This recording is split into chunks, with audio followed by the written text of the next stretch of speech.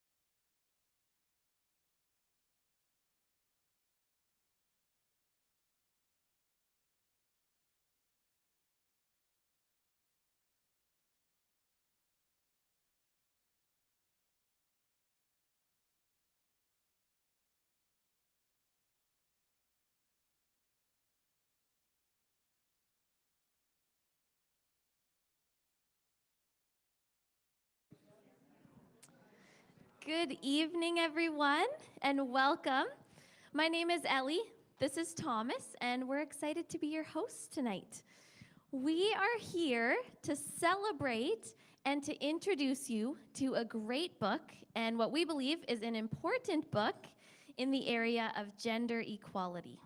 Dr. Joseph Dutko's work, The Pentecostal Gender Paradox, Eschatology, and the Search for Equality. We'll first introduce you to Joseph, and then he'll come up to share about his book. And then there will be time for you guys to ask Joseph any questions that you have about his book. And after the program, we'll have refreshments together and have a little more time to chat and gather. But before introducing you to him, we would love to tell you about the author of this book we're talking about tonight. Joseph Dutko, he has a Bachelor of Arts in Biblical Studies and Biblical Languages from Evangel University, a master's degree from Regent College in Theological Studies, a master's degree from Missouri State University in Religious Studies, and a doctorate from the University of Birmingham. Wait, there's more. He has published several academic articles and taught and lectured at several schools and universities across Canada and the US. He's an active member of the Society for Pentecostal Studies, who frequently presents at academic and church conferences. He's received academic awards at the undergraduate, graduate, and doctoral levels. On top of all that, he's the father of 4, and his passion for gender equality runs so deep, he has 2 sons and 2 daughters. Right? So he's also the co-lead pastor alongside his wife Hannah of Oceanside Community Church in Parksville, BC, the building we're in right now. Thomas and I are on staff at this church under the leadership of Hannah and Joseph, and we have been so blessed as a couple to work alongside 2 people who so excellently model men and women working together for the kingdom of God. And myself, as a woman in pastoral ministry, it has been wonderful to work with someone who values equality and who also works to help others understand and value gender equality. I'm learning a lot from Joseph, and even the parts of his work and study that I don't understand, I get to benefit from on a daily basis in my job. He truly practices what he studies and writes. So without further ado, we are very excited to welcome to the platform Dr. Joseph Lee Dutko.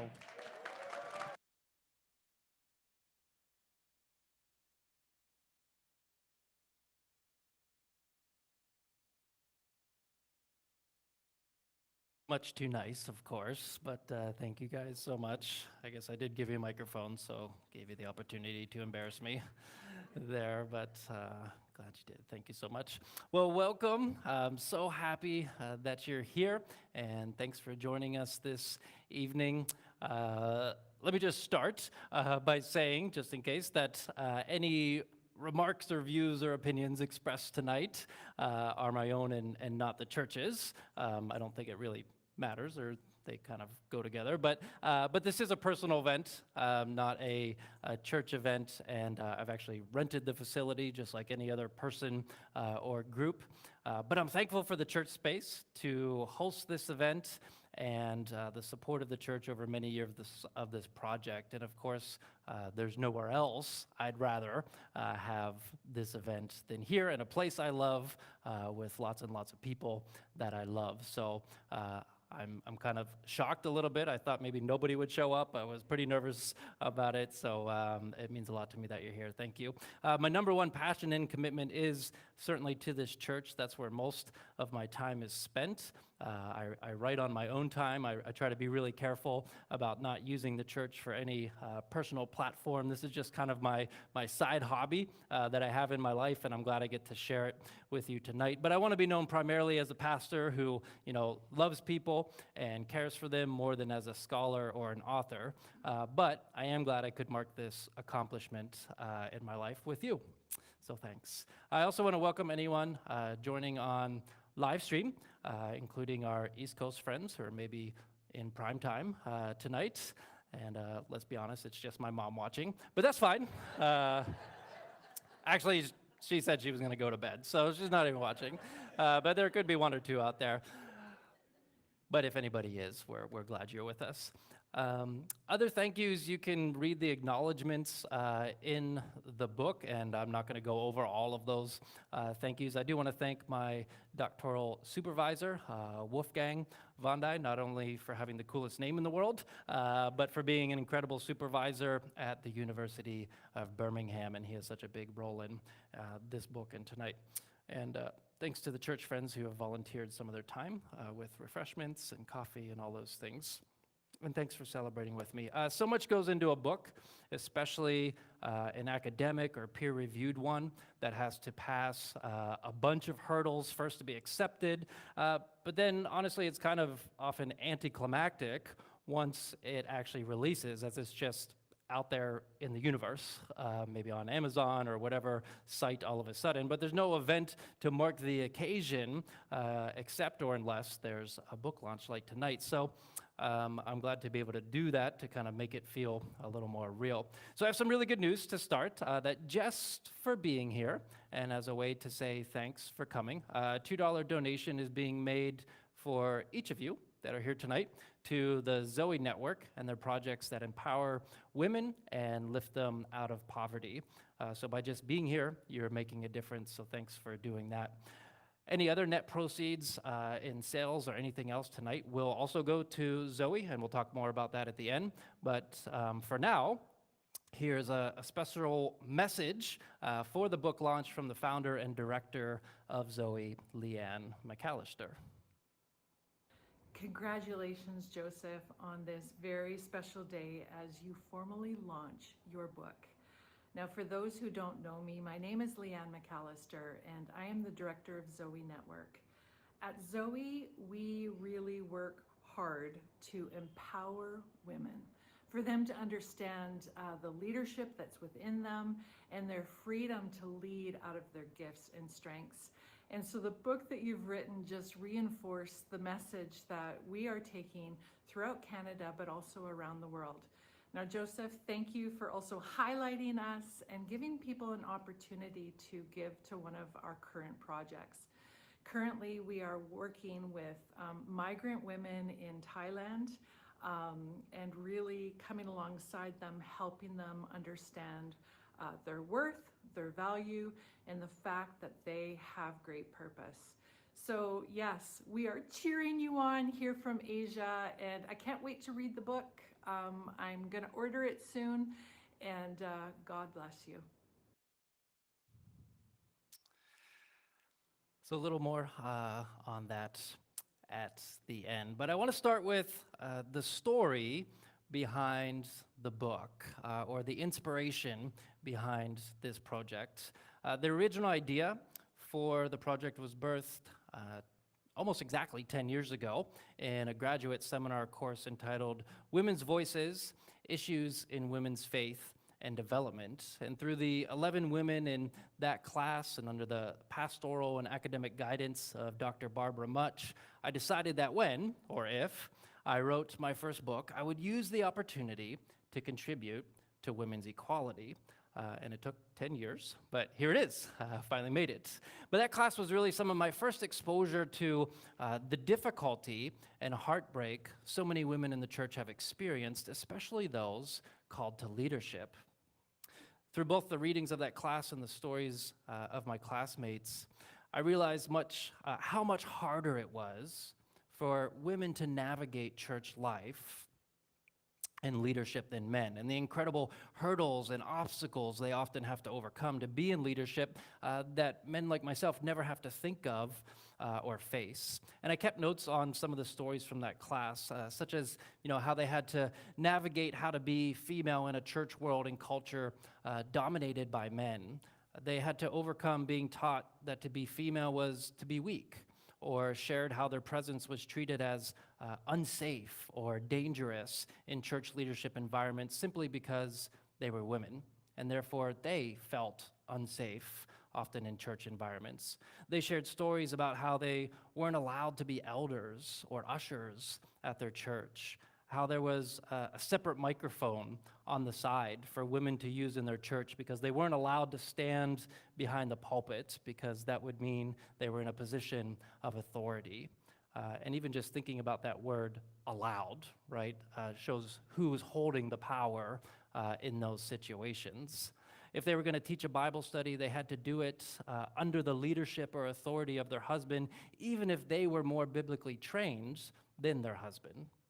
And that's just some stories from those 11 women, ranging from their early 20s into their 70s. Many of these stories were often shared with tears.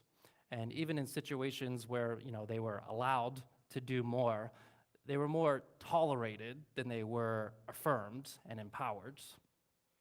There was a great story shared from the professor of that class where, because it was just about 12 people, each week a different person leads the discussion and is responsible for bringing a snack or something to share, and that's kind of common in graduate seminar level courses where most of the students are adults. And one week a female student brought brownies and passed them out. And they were horrible. I mean, they were awful. Like, they were like cardboard. But of course, everyone's trying to be nice about it. But man, I mean, they were terrible. You could barely get them down. And this goes on for the whole class. And it's just painfully awkward. And at the end of her presentation and leading discussion about women in the church leadership, she asked the class how the brownies were. And there's just this kind of awkward silence. And then she informs everyone she only included half the ingredients in baking them. That is, leaving out sugar or egg or whatever. And then she said, that's what our experience is like or should feel like when we're only being led by or taught by half the church, that is, only men. It should feel like something is majorly missing here. Something is wrong, has been overlooked, and should leave us disappointed and with a bitter taste in our mouth. And that impacted me so much, and I started to look around and become aware and wonder, am I only experiencing half the church? Half of God's plan, of God's image as expressed through men and women who are both made in the image of God. And I was already an egalitarian. I'll explain what that means in a moment. But not a very vocal one, didn't consider it something to get too passionate about. But that was a transition point for me from thinking about this as mostly a women's issue, a woman's thing, kind of for women to figure out, to realizing this is an everybody thing, right? That men suffer just as much as women when women are not given a voice. And men need to therefore be a part of the solution in changing things. And I started looking at and being more aware of my own tradition and my own experiences, and it was alarming. And it was often a bit sad and painful. For example, the church I was working at the time, not in a lead role, I'd worked there for 6 years, and never once did a woman preach on a Sunday. And I felt ashamed I hadn't done anything about it. Furthermore, my wife was on staff there and had the same exact position as me, and in fact had more theological education and qualifications than me at the time, and yet I had been asked to preach, and she never was. I watched as male interns were given more opportunity than my wife, who had an undergrad in biblical studies and a master's of divinity. Suddenly, it was glaringly problematic to me that our church board was and always had been comprised of all men. I realized we only use the term pastor's wife as if there can't be a pastor's husband. And we always said he when talking about potential new pastors or leaders. I'd never thought about the fact that, to my recollection, I had never once been led in communion, that is, the Lord's Supper or the Eucharist, by a woman. Never. I became much more aware of situations like when my wife was a graduate student in theology and we went to social events, and they would automatically ask me what I was studying and not her. When I went on my wife's ordination retreat simply as the accompanying spouse, just to tag along, all weekend long people assumed we were there for me and not her. I began to notice sexism and patriarchy everywhere in the church. How so much catered to the male experience, how almost every theological book or biblical commentary I had ever read or been exposed to was by a man. And suddenly I had the same feeling as the people eating those brownies. I felt sick to my stomach. I was only getting half the church, half the story, not the full experience that I've come to believe that God intends. And so I started asking, why? And what can be done? Two big research questions. And that's what started me out on this very long journey. That started with an idea, turned into a research proposal, and after a lot of work is now finally published into the book. So let me tell you a little bit about the book. It's called The Pentecostal Gender Paradox, Eschatology, and the Search for Equality. Now, tonight is not an academic lecture, and you're probably like, thank God.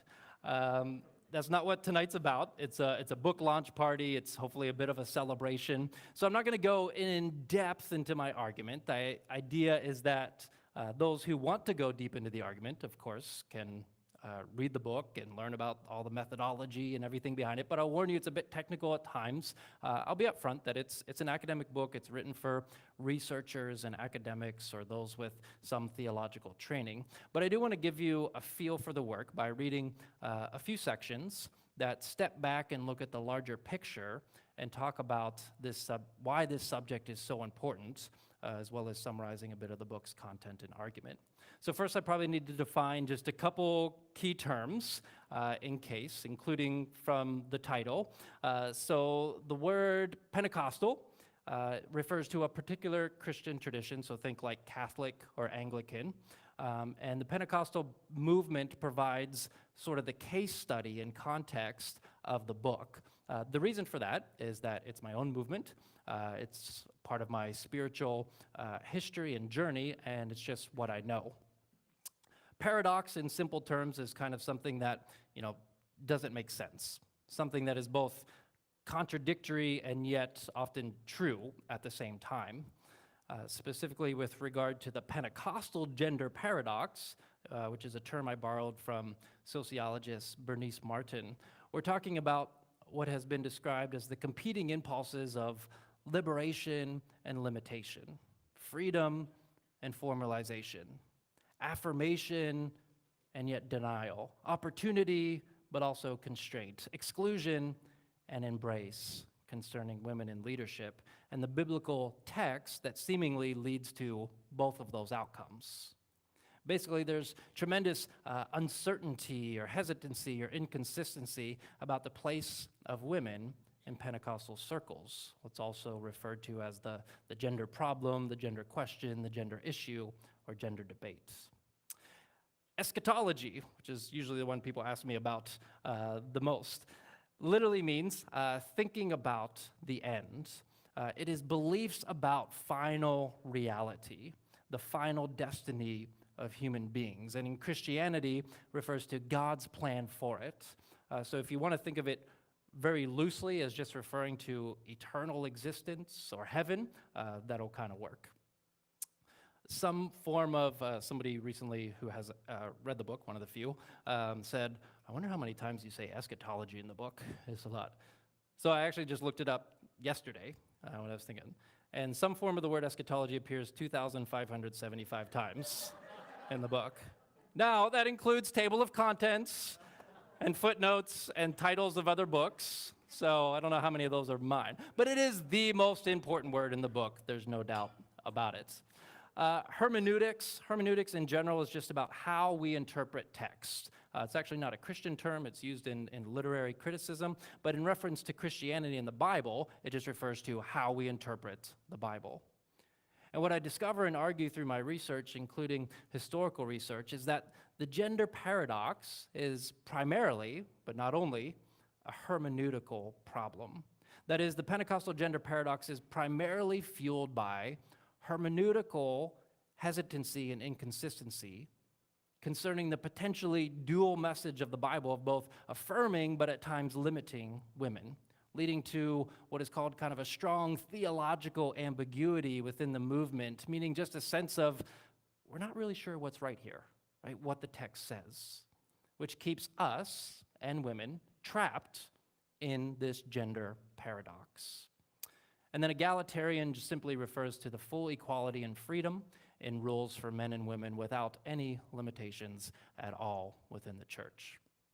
So the question is, can the paradox be resolved? So before getting to that, let me pause and just read a section about why the problem I've described and a potential solution matters. So I'm going to be reading from the introduction of the book, which you can find for free online, starting on page 22.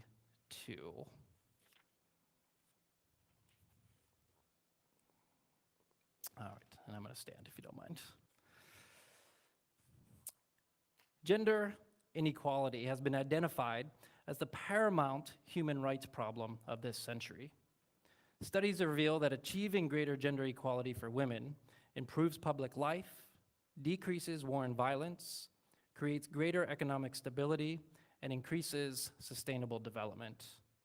Empirical research reports that women are excluded from leadership in various ways around the globe, and that religious beliefs greatly impact one's view on gender. Therefore, those interested in furthering the equality of women on a global scale, that's anyone, must show concern for the gender beliefs of arguably the fastest growing and most influential Christian movement in the world, Pentecostalism. There is a growing consensus that Pentecostalism will play a crucial role in the development of global Christianity and social engagement through at least the middle of this century, especially among women, the poor, and the oppressed. In many developing countries, Pentecostalism is one of, if not the primary contributors to gender attitudes in society. In their widely read book, Half the Sky, which is a non-religious journalistic introduction to gender inequality around the world, Nicholas Kristof and Cheryl Wudun make the startling assessment that it is, quote, particularly crucial to incorporate Pentecostalism into a movement for women's rights around the globe because it is gaining ground more quickly than any other faith, especially in poor countries. And they openly petition for Pentecostalism to be a part of the global solution to emancipate and empower women around the world. Similar to Kristof and Wudun, Martin's sociological research shows that those who actually consider Pentecostalism's influence on women in developing countries continually find that it makes deeper inroads into the everyday reality of gender equality than all the official policies of gender enacted by government. Part of Martin's work is to demonstrate how little attention scholars have paid to Pentecostalism's influence on gender equality due to intellectual bias and the misunderstanding of Pentecostalism as a regressive, conservative throwback. Despite its patriarchal tendencies and some official restrictions on women, Martin maintains that Pentecostalism has still led to surprisingly new freedoms and influence for women. She cites about a dozen sociological studies that show that women in the developing world are advantaged in new and crucial ways by the Pentecostal movement. The story of Pentecostalism's influence on women in the emerging world, however, is complicated and one of conflicting narratives and trajectories, reflecting Martin's paradox thesis. Some champion the egalitarian impulse of Pentecostalism, which gives a voice to women and the marginalized, as its explosive growth among the global poor brings the movement face to face with social injustices such as gender inequality. 2 decades ago, sociologist David Martin argued that the egalitarian structure of Pentecostalism works to the advantage of women around the world and therefore represents a worldwide women's movement.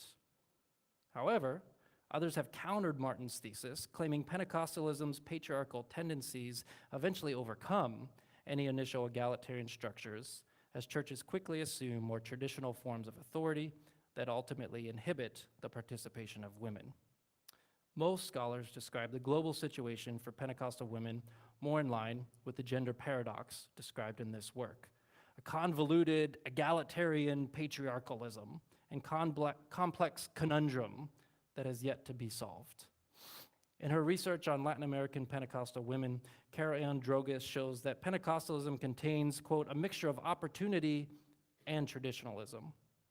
Pentecostalism incorporates conservative gender attitudes and some patriarchal values, but, she says, it also acts as a source of emancipation that has the potential to increase equality between the genders, a sentiment echoed by several scholars studying Pentecostalism in Latin America. Which direction Pentecostals end up taking on the gender question in churches could impact women around the world.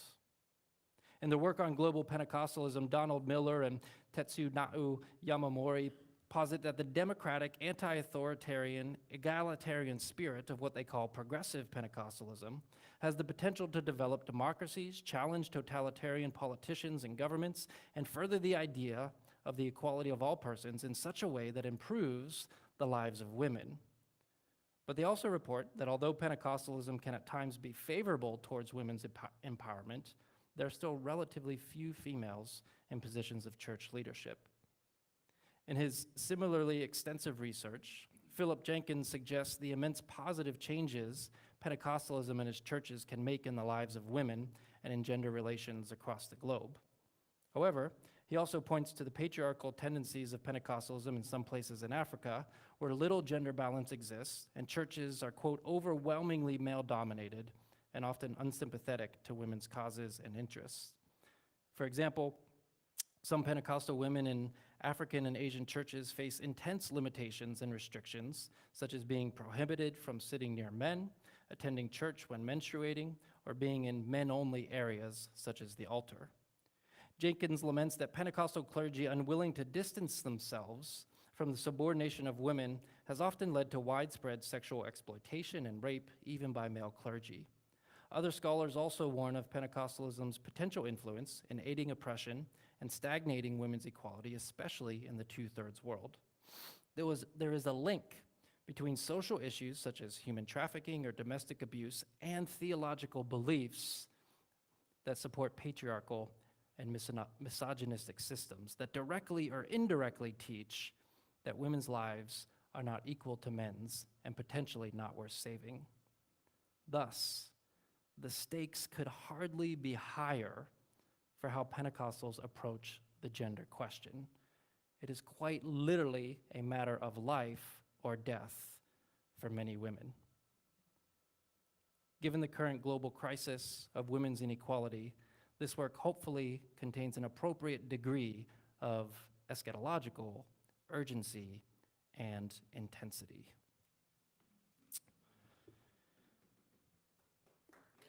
Thanks.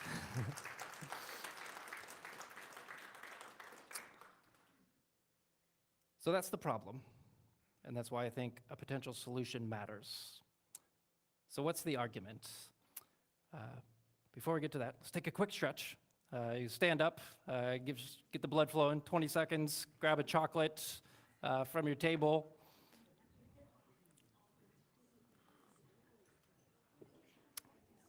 If anybody has left chocolate at your table.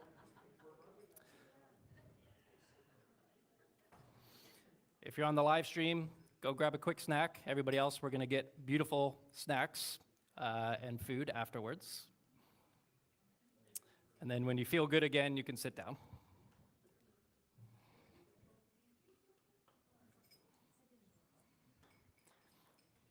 If you're never going to feel good again, still sit down.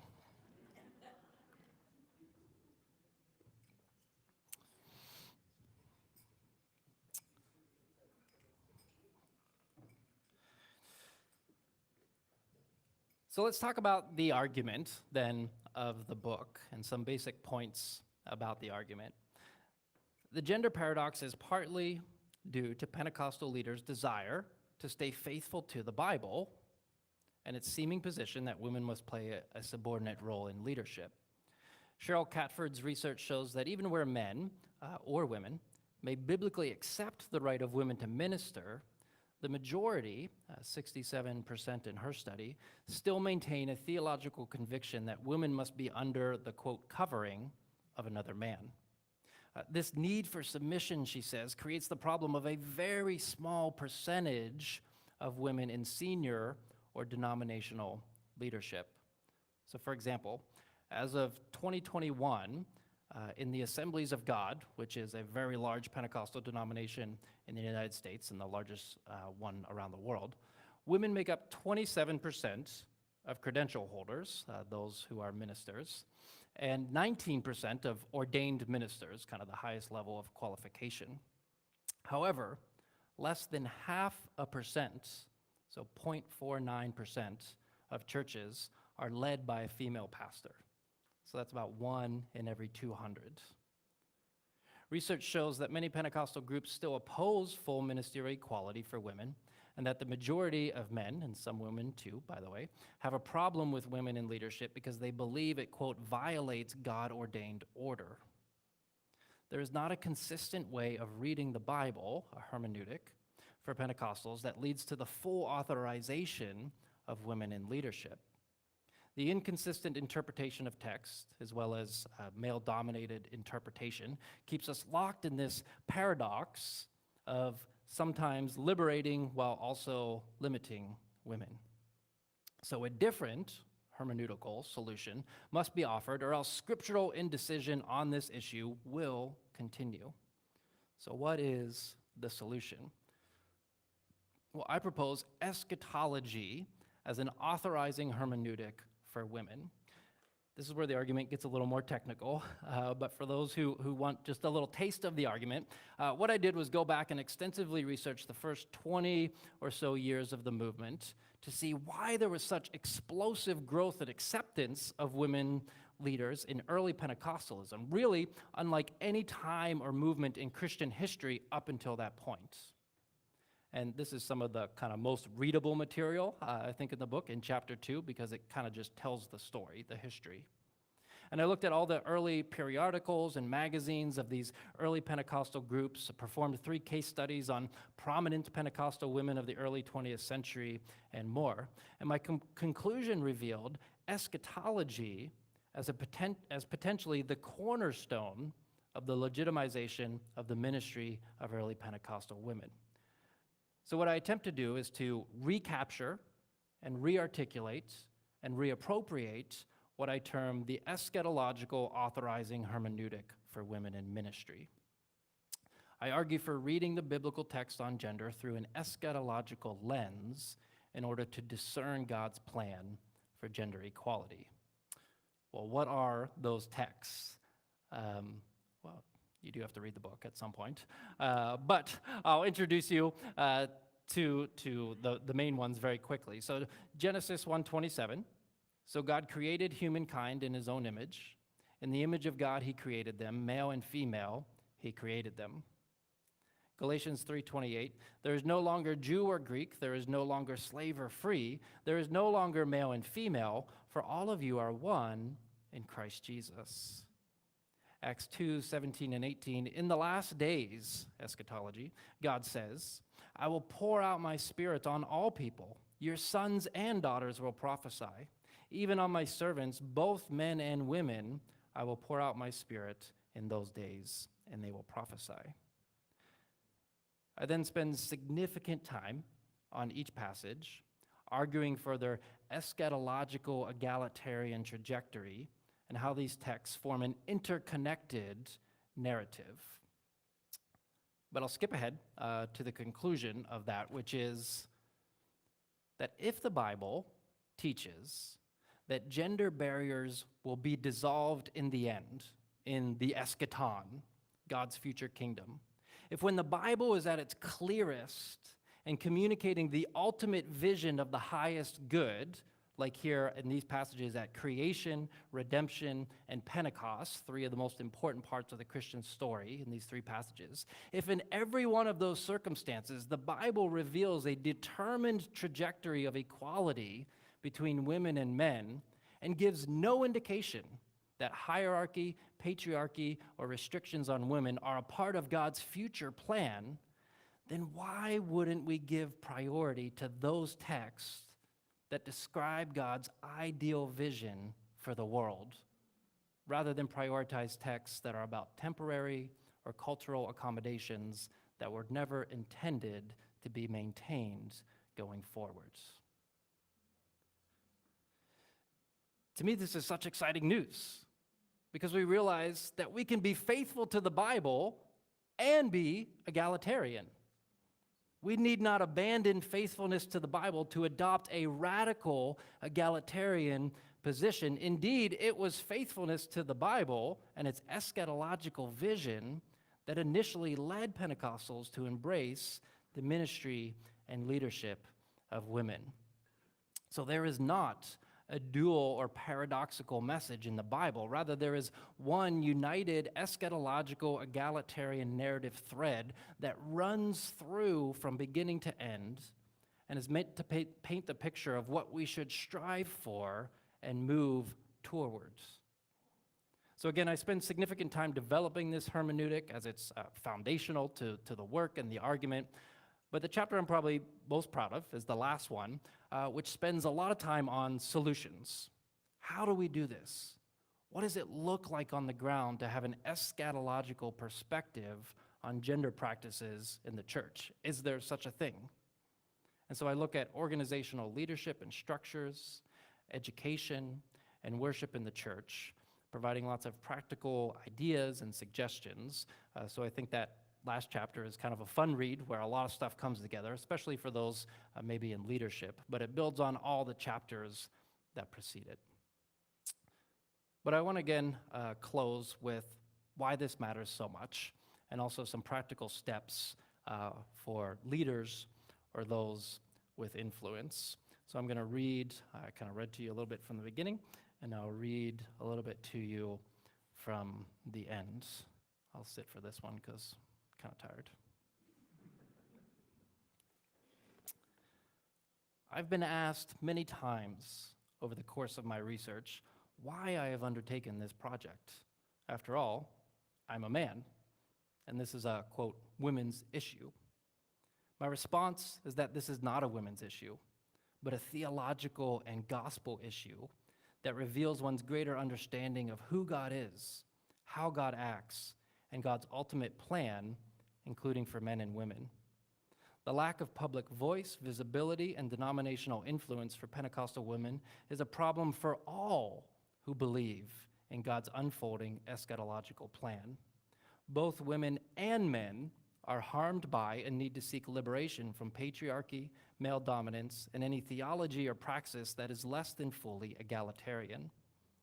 Eschatological egalitarianism is not a women's movement.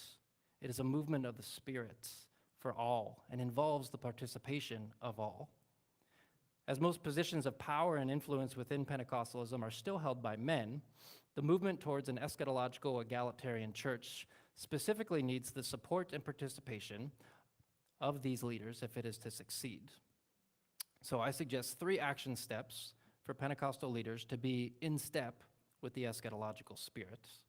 They must reflect critically, relate compassionately, and rally collectively. Step 1 for Pentecostal leaders inspired by the eschatological egalitarian vision is to reflect critically on the effects of sexism, male-dominated power structures, and all injustices past and present toward women in the church. In religious terms, leaders need to repent and seek reconciliation between men and women. According to Scripture, the appropriate response to visions of the eschatological new age is repentance and change. As leaders encounter eschatological texts on gender, they can begin to align their practices with the egalitarian hope of the Scriptures, believing the egalitarian trajectory lost in Genesis 3 is being restored in the present through Christ, Galatians 3:28, by the Spirit, Acts 2:17 and 18. To embrace God's eschatological egalitarian plan, Pentecostal leaders must continually work to liberate themselves from the sins of systemic sexism until the final day arrives.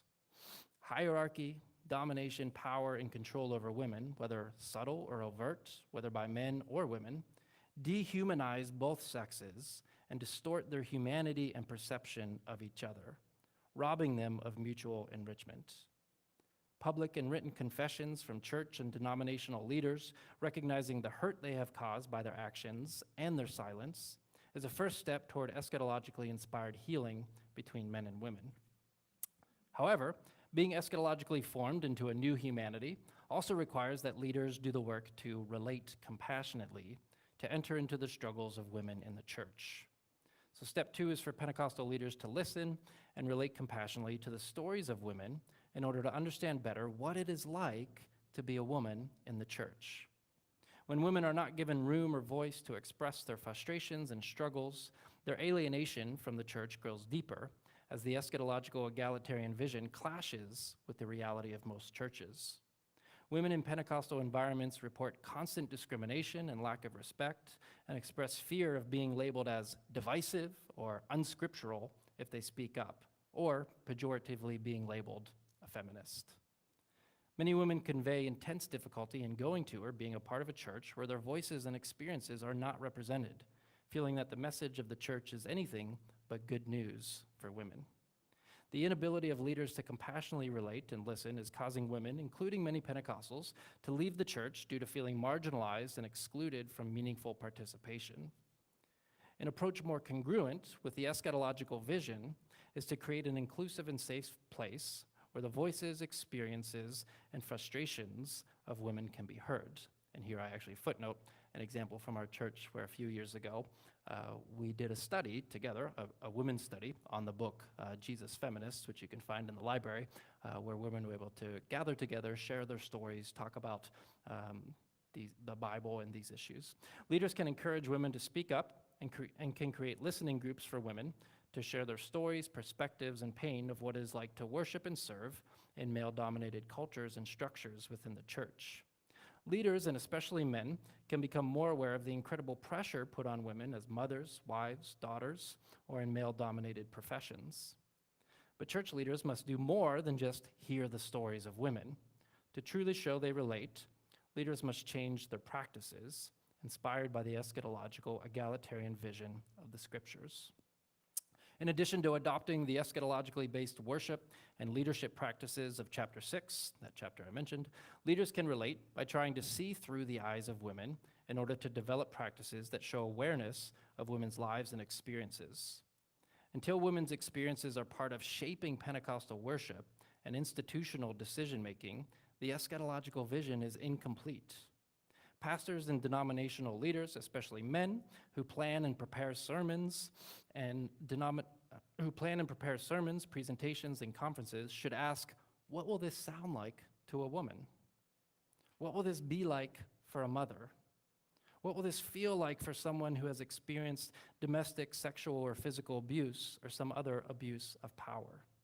Asking these questions encourage men to be more careful and sensitive with the imagery and language they use so that they do not overlook half or more of their parishioners or constituents. One way in which leaders can learn to relate better is by regularly reading female authors in books or blogs about women's experiences. And this is what I reflected earlier, how I had never been exposed to these in all my years of theological education. Topics such as childhood, motherhood, eating disorders, menstruation, reproduction, sexual violence, and rape, domestic abuse, and simply everyday normalized instances of sexism experienced by women are commonly overlooked by churches and male leaders due to lack of exposure to female writers. Just an example of this, we're doing a series on 1 Corinthians right now in the church, and I looked through over 30 different commentaries and could not find one by a woman.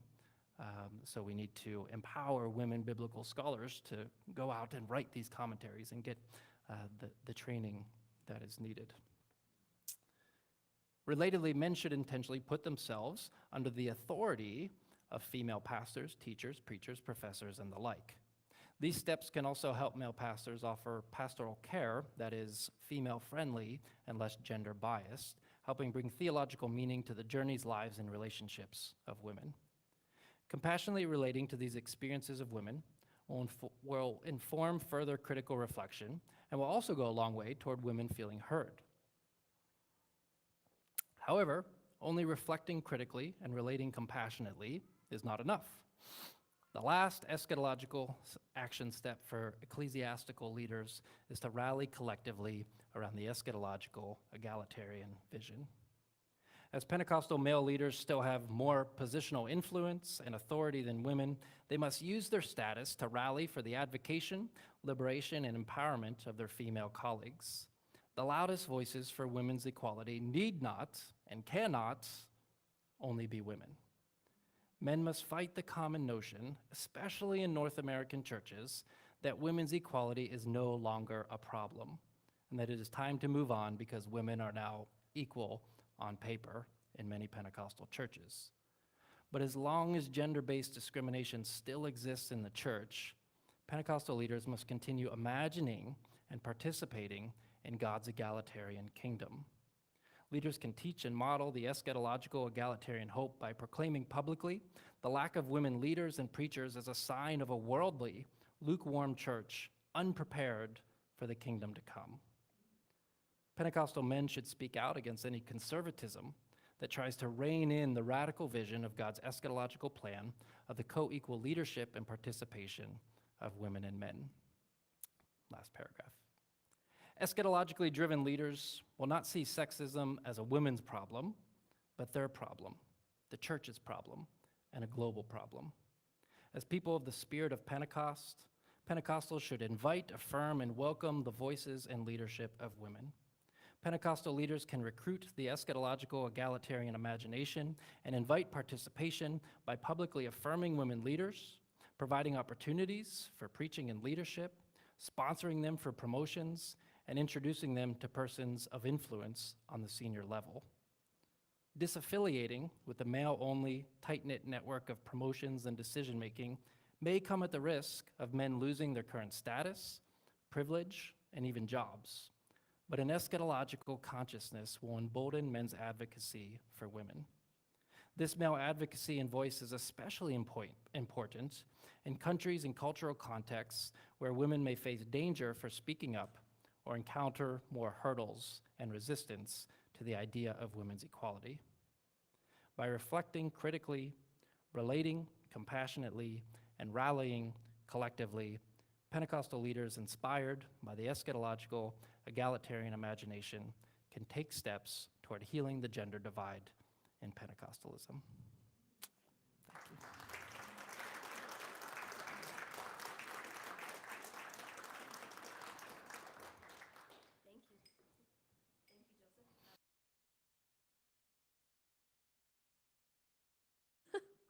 Thank you. That was awesome to hear. We're going to move into our question time.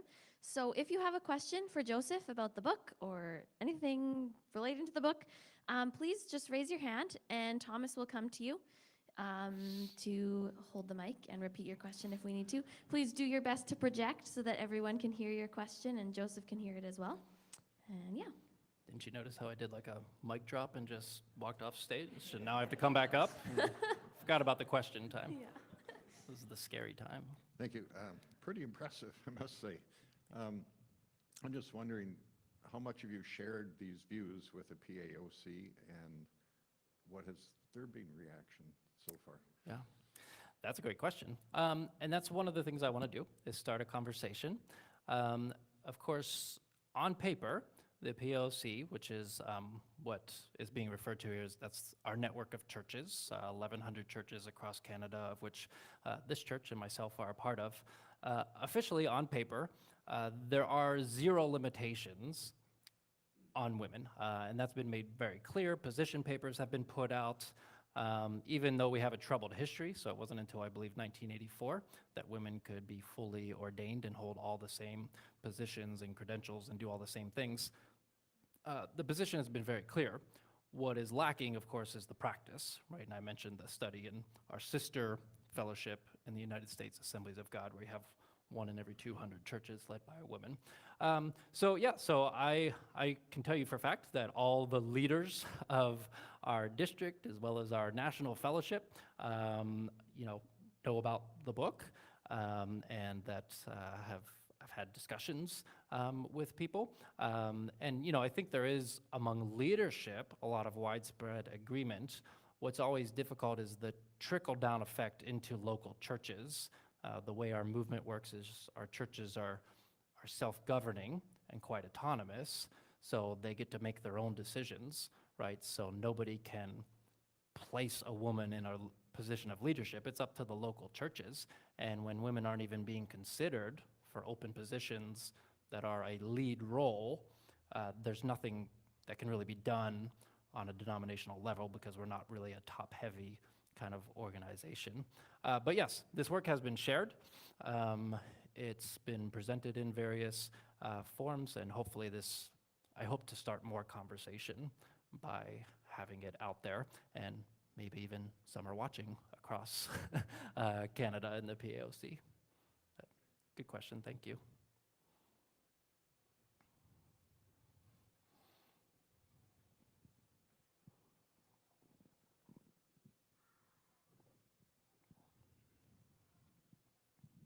This is a question off the live stream. It says, is Oceanside planning on creating an environment for women who express interest in obtaining pastor certifications? They're not quite sure what kind of degree it is to be pastor. What was the last part? Not sure. They said they're not sure what kind of degree is needed to become a pastor, but they're just wondering if opportunities are going to be provided. Yeah, okay. Well, let's do it. Let's start the Oceanside Center for women leaders and pastors in Canada. I mean, that would be a dream come true, right? Certainly we would like to do that. And, you know, I think our fellowship is getting better at trying to even provide scholarships and money to begin to raise up more women leaders, realizing that we need to put our money where our mouth is, and give people opportunity. And one of the ways to do that is by creating positions and having them come in. So we want to be a part of that solution for sure. And whoever's asking the question on the live stream, you know, hey, if you're available to come to Oceanside and be here, I'm not sure what we can pay, but we'll do our best. But we have, of course, no official program here. If you're watching online, this is not a huge church that has amazing resources, but we are doing the very best that we can. I'm just wondering, Joseph, if you believe that there's even trauma for some women and how to address that. Mm-hmm. Well, yeah, that's a massive part of it. I mean, there's lots of trauma. I mean, I think back to that class that I talked about, that to me was obvious that a lot of the women had experienced what we would call trauma in the church, right? By essentially being treated as almost second-class citizens in the church, despite feeling, you know, a call to leadership. And so, you know, I think that's where, as I said, learning how to offer pastoral care that is female-friendly, looking through the eyes of women. And there are resources out there. There are books out there that help do this now. It's just a matter of exposing leaders to them so that they understand the potential trauma and things that are dealing with that are things that men just don't think about a lot because they haven't been exposed to them in the same way, right? And so you have to do the hard work to do that, and to read the materials and to be trained in order to do that. But trauma is, of course, a very big part of it. I mean, yeah.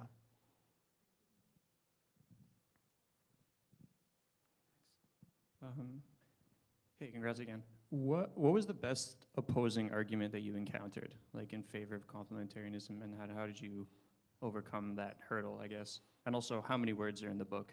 How many words? The book's about 80,000 words. That I'm a man. That's that's been part of like the biggest pushback sometimes to my argument, is, you know, like, you're a man. What do you know about this issue? Are you talking scriptural argument or? If I may. If there are any scriptural arguments for the opposing side that you Yeah. found convincing, or at least worth. For sure, there are. And I think it's important to point out that there are people who desperately love Jesus who are on the other side of this issue. And they love the Bible. They're trying to take the Bible seriously. I think their hearts are in the right place. They want to live by God's word. They want to take the Bible seriously. That's where I think it is a hermeneutical problem. It's a matter of how you read and interpret these texts, right? And I think you have texts that are culturally bound, specific recommendations, as I said, that were never meant to be maintained going forward. And if the Bible simultaneously, very obviously communicates an alternative vision to that, why would we not run with the alternative vision that's being given? So even when we hear Paul say that women must keep silent in churches, by the way, in the same book, he assumes that women prophesy and speak publicly, because he says it in the book, so obviously he doesn't mean actually keep silent. But when we interpret Paul, why use that verse, which is a very specific verse to a very specific church about a very specific problem, when we know that Paul also says, in Christ, there is no longer male and female. And the best way to translate that is that there is no distinction anymore between male and female. And what part of the technical argument I don't get into tonight is when Paul says male and female, you'll notice he says Jew or Greek, slave or free, but then he says male and female. And that's a direct reference to Genesis 1:27, where it says they created them in the image of God, male and female. he created him. And in the Greek, he uses the Septuagint, which is the Greek translation of the Old Testament. He pulls that exact phrase, and he obviously changes the or to and. So he's making a direct allusion back to this time when men and women were co-leaders, co-rulers in God's original creation. And he's saying now that has been restored through Christ, that there is no longer distinction between male and female. So if we know that's Paul's perspective, why wouldn't that ideal vision of what he's describing be what we use? And what happens is if you try to give equal weight in a way to all those texts, you will constantly stay in a text jam, and there will constantly be a text stalemate, and the gender paradox will live forever if there's not a different hermeneutical option. But what I'm trying to argue is that there is no eschatological passage, meaning a passage that points to God's ultimate vision for what he wants. There is no eschatological passage in the Bible that assumes that any kind of hierarchy, patriarchy, or distinction between male and female will be maintained moving forward. So why not move in that direction rather than go backwards? So I have a whole chapter on how to read the Bible this way, and the terms I use are, rather than using a reenactment praxis, where we say, the goal is to go back to the text and try to reenact what happened in the early church, I say, no, actually, what the Bible calls us to is a pre-enactment of what this points to, right, what it's going toward. That the Bible lays out a trajectory. The goal isn't to recapture first century Christianity. The goal is to take the trajectory that Jesus laid out, that Paul laid out, where they pushed the envelope as far as it could possibly go in the first century, where nobody was having this conversation. Nobody was debating, Christian or not, whether women were equal. It was just universally recognized women are not equal to men, right? Whether you're a philosopher or, a religious person or whatever. So, if you look at the life of Jesus, he pushes the envelope as far as it could possibly go without just completely, having zero credibility, I guess you could say there. Our job as Christians is essentially to be what people would call an Acts 29 Christian. So the book of Acts ends at chapter 28. It's the story of the early church. We are the continuation of the story, and we are meant to continue to move that trajectory forward, just as we've done with issues like slavery, that's talked about in the Bible. We would do so the same with gender.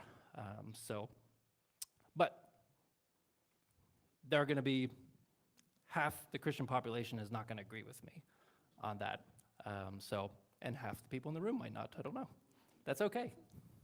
So I get why you used Pentecostalism, but what's the uptake with other denominations? Has there been an uptake? Is there any way to get an uptake in some of the other denominations, like get it out there? Yeah, and that's a great question. And what you do as a researcher, if you've ever read doctoral theses that get turned into books and stuff, at the end, you always give an invitation to further research. This is just kind of the genre that it is. And what you do is you're throwing out little olive branches saying, hey, somebody do this. I didn't get a chance to do it.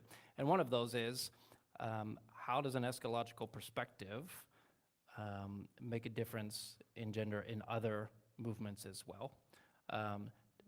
This lends well to a Pentecostal worldview because Pentecostals historically are very eschatological people. They're very fervent about all things end and moving toward that end. And so I think it works really well in this movement. I even say an invitation for further research is you could even look, at other religions have different beliefs about where things are moving. How does that impact gender inequality in these places as well? Where even though we might not share the same faith, if women are being harmed, does an eschatological vision do any good there too? And so at this point, these are kinds of questions, and what education teaches you is just that you have to be so narrow, right, in what you can do. But yeah, but I love having conversations with other people and other denominations and movements about it. And I hope that this can still be helpful for them. Thank you. Good evening. Joseph, congratulations. Thank you. It's probably a lot of work that goes into finishing a dissertation and then coming up with a book. So congratulations. I had a similar question that some of the recommendations that you have in your book perhaps could be applied not just to the other denominations but other faiths around the world. Patriarchy, misogyny exist, like you mentioned, not just in philosophy but all religions everywhere in the world. So I am very hopeful this will start a revolution from your book, from your research, and women around the world in all faiths and religions deserve the equality, and they get that equality. Thank you. Yeah, thanks, Amit. Yeah, and it's a great point, right? That patriarchy is, like as we've talked about here, right, a global problem. It should matter to everybody, no matter what faith. What's unique about the Pentecostal movement is because of its explosive growth in the developing world. Even if you're not a person of faith, it should probably matter to you what Pentecostals believe if you're for gender equality, because as we said, they have more influence often than governments do in a lot of these places in the world, the global south, the east, different places.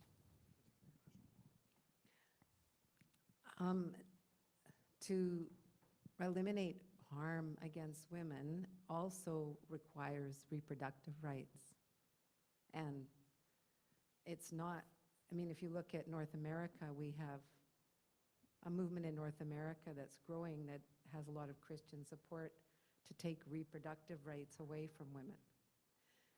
So are you sure your eschatology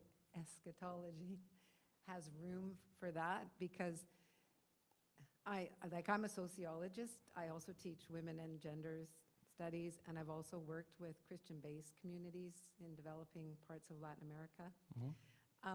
And I mean, ultimately, I think for women to embrace Christianity nowadays, we have to feel comfortable that it's not just this kind of sometimes patronizing concern about us when we're victims of male violence. Sure. But we also, to really be treated equally, we have to be allowed to make decisions about our bodies and our reproductive rights. Yeah, sure. And I'll just kind of stay in my lane in that it's not addressed in the book as a part of things like maternal mortality and things like that are, because they are very real issues that matter, and that gender perspectives make a difference. But I always prefer kind of not to go there if I'm not an expert on the situation there, only to say that it's a question, right, that would naturally be asked, in this, and what eschatology has to say about it, if anything. And I think that's the original question of the research, right, is just, what does eschatology have to say about some of these issues? And that's when I lay out at the end of the book some of these invitations to further research, is just saying, I'm not sure what eschatology has to say about some of these other things, but somebody needs to do the research to find out, right? Like, how does it play with other religions? And that, how does it work with some of these other issues? Because, I defined the term gender in certain ways in the beginning, but it's an explosive, huge, multi-layered term, right? And so there's a lot of questions that can be asked about how does an eschatological perspective impact a lot of these other things there. So, and that would be one of the questions. Thanks. Yeah, one aspect, Joseph, is you could expand your book and your thesis on from just the Pentecostal movement, but into the secular world, where we're seeing very similar things continuing to play out with male-dominated areas, and the suppression, really, of women being able to advance into leadership roles in any aspect of society. And it's there's changes being made, but I always look at, we have to get the dinosaurs out of the room to be able to make that movement work. because there are some rather forceful males out there that will not appreciate having women in a leadership role. So it's a challenge, and hopefully your book will open up some minds and eyes to new thought processes. And if all they have to do is read the proper parts of the Bible to get that message across, then you've made a start. That's for sure. Yeah, thanks. I appreciate it. Yeah, and again, in terms of other, places in society, I mean, I know what I know about what I have experienced here, but of course, we all know this is a global societal issue, and what for those who are, Christians or believers in the room, something that we always talk about is just, that we want to be a foretaste of the world that is to come, of what we believe God's ultimate plan for the world is. And so will people experience that? And I think if you have gender inequality in the church, as I said in one of the readings, it's anything but good news to women. And the gospel is supposed to be good news there. So I hope I phrased this appropriately. I was thinking it over, and it's an amazing academic endeavor, but as a member of the church who kind of walked in and had no experience with other churches, I guess I'm like, oh wow, this is what I've lived here in this building. So I know that it's not just an academic thought project for you. This is how you operate, and this is how I feel this church operates. And because you really live this work, what have been the biggest benefit and the biggest challenge that comes with trying to live this out, so that other pastors can get a sense, or other churches can get a sense of what is the challenge of trying to do this and what are the benefits? Because I think you're really leading the way, not just with the book, but with your congregation. sure. Yeah, thanks. I think something that can really happen is that when we have not arrived, and there are things we can do better here at this church, and things we're still working to. But when you're in a fairly healthy situation, for the most part, I think it's easy to forget what is going on in a lot of places. And we're not here to sit in a place of judgment of other churches, but just, I explained my experience in a previous church, right? 6 years, never saw a woman preach, never got led in communion by a woman, never did a woman serve on the board, right? That wasn't that long ago in my life, and this was in an urban area, that we would consider progressive and, whatnot. And, so that is, I promise you, you can find that down the street somewhere, right? There. And so, and that's part of the challenge, right? Part of what I hope, again, I want to emphasize, this is kind of like my side hobby, alternative life I have going on over here, and most of my attention is always on the church and everything that's happening here. I wish this is not like a full-time thing where I can, go out and make this a life calling only, right? But I do hope that this will start conversation, right? And it gives hopefully a little bit of opportunity to speak into those situations. And I don't want to forget what's going on. And I hear stories, right? I'm on these groups and different things where women share their stories, and it's still happening all the time, and they're horrible and they're painful, and the things that have been done, subtle and not so subtle, as I said, right? So we need to keep doing the hard work. I think the biggest temptation is thinking we've arrived, we're good, it's no longer an issue. And I think I hear that from a lot of Christians, and even in this particular movement we're a part of, because on paper, we have arrived, like we've made it clear where we stand, but that is not translated yet into practice. And I think we have time for my question.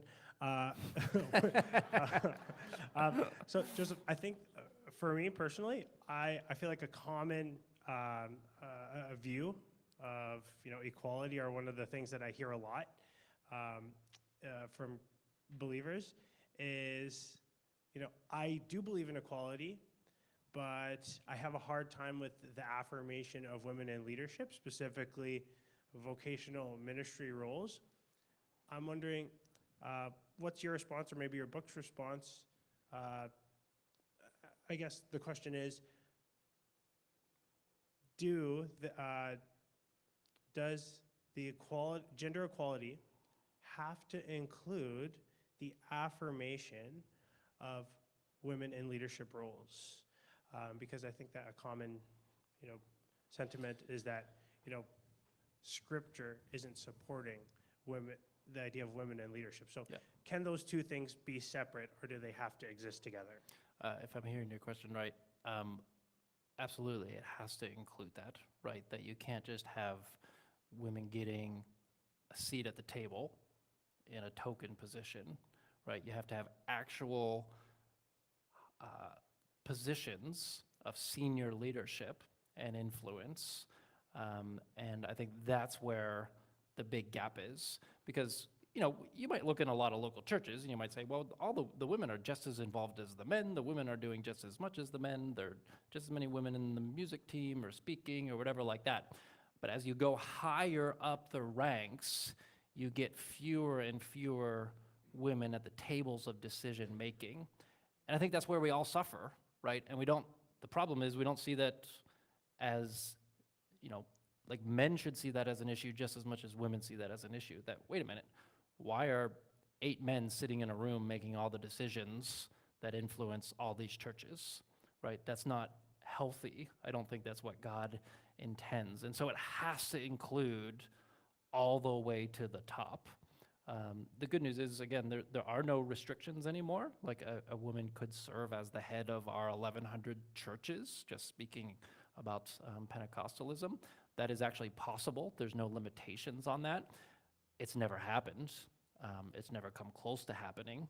So that means there's always going to be more work to be done until we can get to a place where that not only seems possible, but also seems normal. All right. All right, can I get away from these hot lights? Yeah. Questions, that's hard. In a minute. So thank you, everyone, for your questions. And thank you, Joseph, for sharing about your work and for answering our questions. Yes? Yes. And some of you may have, a final question of, well, how do I get this book? How do I buy this book? There will be books available in the lobby. So, following this, we're going to have some closing remarks from Joseph and Ellie before we close our gathering. There's going to be a reception out in the lobby, and there will be a table with a couple volunteers that you can get information on buying the Pentecostal Gender Paradox. So they retail for $168 normally, but just for tonight, especially for tonight's launch event, you can purchase a book for $100, and you can pay by cash, check, or e-transfer. And like I said, there will be volunteers at the table that can help you with all of that. If the books do happen to sell out tonight, if you wanted to prepay for a book, the $100 price will be honored. And Joseph will be in the lobby as well, so you can chat with him, and he'd love to sign a copy of the book for you. If you're watching online, I'm sorry that we're not able to offer that $100 price online. But if you're a Kindle person, if you like ebooks, that's probably your cheapest option, actually. You can use the code GRL space AQ4. Very simple. Make sure there's a space in the middle. So that's GRL space AQ4 at bloomsbury.com, and you can get 35% off of the book. So Pentecostal Gender Paradox is also available on Amazon, Indigo, Barnes & Noble, and other sites. And we also want to remind you that any net proceeds from tonight is going to the Zoe Network. We saw a video of it at the beginning, that organization that empowers women nationally and globally. Yeah, and you can sign up for the monthly Gender Paradox newsletter that Joseph will be writing. And if you're interested in more resources on this topic, you can check out Christians for Biblical Equality, that's CBE, at www.cbeinternational.org. And now, for one last time, I will yield the floor back to Joseph. He's going to give us just some final thoughts, and Ellie will close us off after that. Well, thank you to Thomas and Ellie for hosting tonight. I really appreciate it. And I just want to say that tonight's not about selling books. I'm under no impression that even one will be sold. It's just about getting together, starting a conversation, having some fun. In fact, I'm a little hesitant about even selling the book at all. One, because it's very expensive, even at tonight's heavily discounted price. Think of it like a textbook. That's why it's so expensive. It's for courses and things like that. Someday, I don't know when, but Lord willing, there'll be a cheaper paperback option. And then number two, like I said, it's an academic book written for academic audience. And I don't want you to be disappointed if you buy it, that it does require probably at least a little familiarity with the subject matter. I'm happy to lend a copy. If that's better for you, there's one available in the church library that can be signed out as well. But with that said, I know some of you might want to support the book, or some of you are nerds like me, and you're into academic books, or maybe you feel like challenging yourself, even if this isn't your normal cup of tea. So if that's the case, tonight would be the night, because this is as cheap as I have special permission from the publisher to sell them at this price for the book launch. So if you want to obtain a copy and really can't afford one, I will work with you to get it in your hands, and we can figure something out.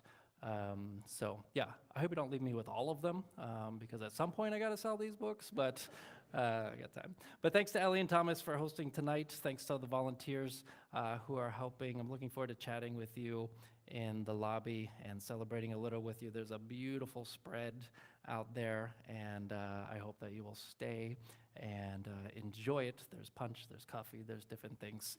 So again, thank you guys. Thanks for allowing me to kind of just give this tonight. For those of you from the church, I know it's very different than often what you get on Sunday morning, but thanks for allowing me just to share this other part of my life with you. Yeah, thank you for being here. Reminder, refreshments, books, signing, all that in the lobby. If you don't mind, I'd like to pray before we close. We are in a church and I am a pastor, so I'm going to pray if that's okay with you. God, thank you so much for books, for writing, for creating us with a desire to create. And thank you that we can use our desire to create to just explore your vision for the world and to teach others about your vision for the world. So we thank you for this book. We pray that you would take the words in this book and spread them all over the world, that your kingdom would come because of works like this. Yeah, thank you so much for tonight. In Jesus' name, amen. Thank you.